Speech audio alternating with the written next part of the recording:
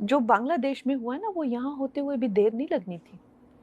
अगर हमारे इतने शीर्ष नेतृत्व जो हमारे इतने सशक्त नहीं होते। यहाँ पे जब फार्मर्स प्रोटेस्ट हुए, वहां पे लाशें लटकी थी, वहां पे रेप हो रहे थे, और जब वो किसानों के हितकारी बिल जो वापस लिए गए थे, तो पूरा देश जो है वो चौंक गया था। और वो किसान आज भी वहां बैठे हुए, उन्होंने कभी सोचा ही नहीं ये बिल वापस होगा। वो बड़ी लंबी प्लानिंग थी, जैसे बांग्लादेश में हुई है। तो इस तरह के षड्यंत्र, और आपको क्या लगता है, किसानों, चाइना, अमेरिका, इस तरह की जो विदेशी जो शक्तियां हैं वो यहाँ काम कर रही हैं। और ये फिल्मी लोग हैं, इनको लगता है कि इनकी दुकान चलती रहेगी अगर देश चाहे जाए भाड़ में। ऐसा नहीं होता है। देश अगर भाड़ में जाएगा तो आप भी साथ में भाड़ में जाएंगे। ये बात जो है इनको रोज रिमाइंड करानी चाहिए। पर खैर, जितनी इनकी बुद्धि है उतनी इनकी करतूतें भी हैं। तो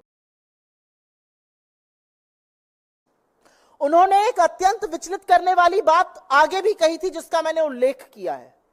उन्होंने कहा यहां पर बांग्लादेश जैसी स्थिति बनाने का काम अमेरिका और चीन कर रहे थे।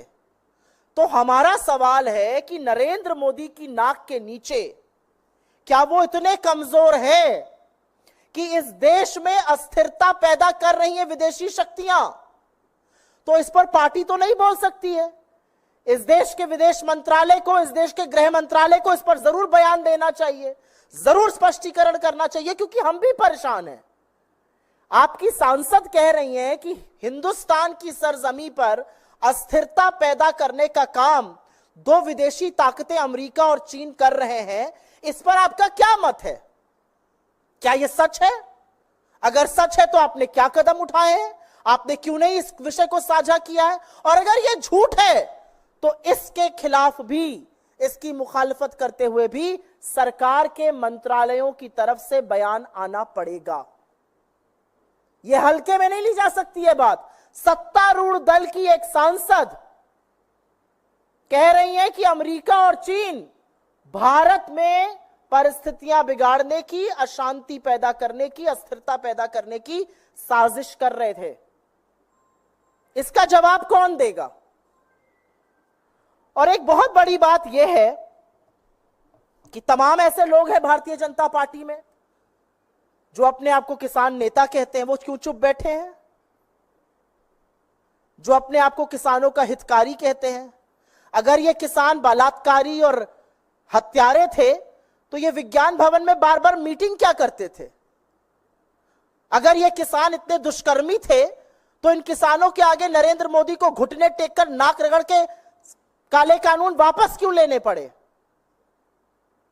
तो हमारा मानना है, और हम इस मंच से फिर से कहेंगे कि सरकार स्पष्टीकरण दे कि जो अस्थिरता पैदा करने की विदेशी शक्तियों द्वारा बात की गई है उसकी क्या सच्चाई है।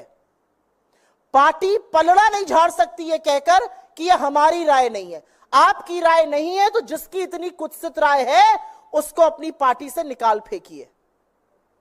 मूल मुद्दा यह है, यह हम आपके सामने आके कहना चाहते थे। इस देश के, आजाद हिंदुस्तान के इतिहास में कभी भी हमारे किसानों को इन शब्दों से नवाजा नहीं गया है, और सत्तारूढ़ दल की एक सांसद ये करती है, और बीजेपी बस ये मुंह मोड़ लेगी कि यह हमारा मत नहीं है। अगर आपका मत नहीं है तो निकाल फेंकिए, और सरकार के स्पष्टीकरण का हम इंतजार करेंगे, क्योंकि देश में विदेशी ताकतें काबिज है। नरेंद्र मोदी की सरकार इतनी कमजोर है और यह सब हो रहा है, उसका भी सत्य सामने आना चाहिए।